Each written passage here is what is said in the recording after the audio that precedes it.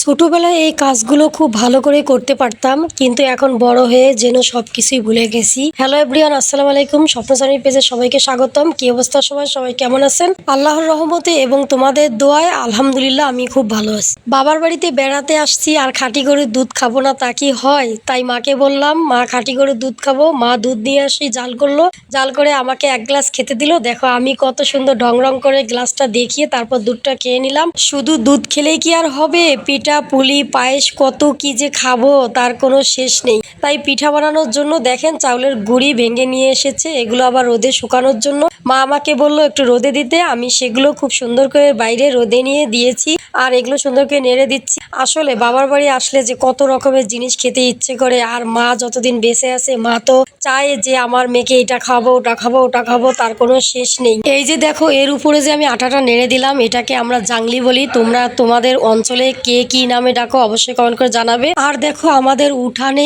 এই ঘাস ফুলগুলো লাগিয়েছে, এগুলোকে আমরা ঘাস ফুল বলি, অনেক অঞ্চলে এগুলো টাইম ফুল বলে। আসলে তোমরা কি ফুল নামে পরিচিত অবশ্যই বলবে। ওগুলো কিন্তু সাদা, আর এইদিকে দেখো গোলাপি রঙের, দেখতে আসলে খুবই ভালো লাগে। আমাদের এই উঠানে কিন্তু আরো অনেক ধরনের ফলের গাছ ফুলের গাছ আছে, যে পেঁপের গাছ, লেবুর গাছ, লাউ শাক, তারপর মিষ্টি কুমড়া শাক, আদার গাছ, বরবটির গাছ, অনেক ধরনের গাছ লাগানো হয়েছে। তারপর যাই হোক, এই তো বাইরে বাড়িতে কি সুন্দর করে ধান নেড়ে দিছে, এই ধানগুলো পা দেওয়ার জন্য আমি চলে গেলাম।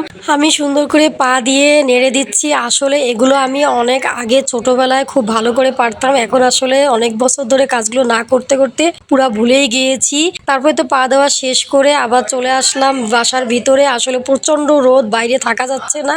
তারপর মনে হলো এই চুলাটায় আমি একটু রান্না করব। রান্না করার জন্য এই চুলাটা একটু ভেঙে গেছে, এই চুলাটা আবার নতুন করে একটু লেপা দিতে হবে। তার জন্য আমি কতগুলো মাটি নিয়ে চলে আসলাম চুলার কাছে। গ্রামে আসলে আসলে মাটির চুলার রান্না খুব মিস করি, আর মাটির চুলার রান্না সবাই জানো ভীষণ স্বাদ লাগে, মজা লাগে। কিন্তু দুঃখের বিষয় আমাদের বাসায় কোনো মাটির চুলাই নাই, কারণ যেহেতু নতুন করে রান্নাঘর উঠাইতেছে এই কারণে চুলাগুলো এখনো দেওয়া হয়নি। এই মাটির চুলাটা বাইরে একটা তৈরি করা হয়েছে, এই চুলাটাতে একটু রান্না করে আমি মাটির চুলায় খাবো। তার কারণে চুলাটা ভেঙে যাওয়ায় আমি নতুন করে মাটি দিয়ে সুন্দর করে চুলাটা লেপে দিচ্ছি। তবে একটা বিষয় কি জানেন, আমি এই ধানের কাজ, মাটির চুলার কাজ এগুলো যে করতেছি ভীষণ এনজয় করে করতেছি। আমার কিন্তু খুবই ভালো লাগতেছে।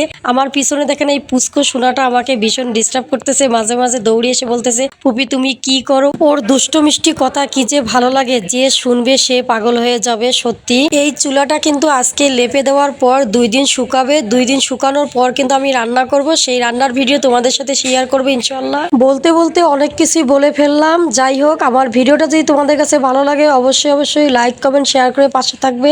তোমরা সবাই ভালো থাকো, সুস্থ থাকো, আমার জন্য দোয়া করো। আজকের জন্য আমি বিদায় নিতে চাই। আল্লাহ হাফেজ।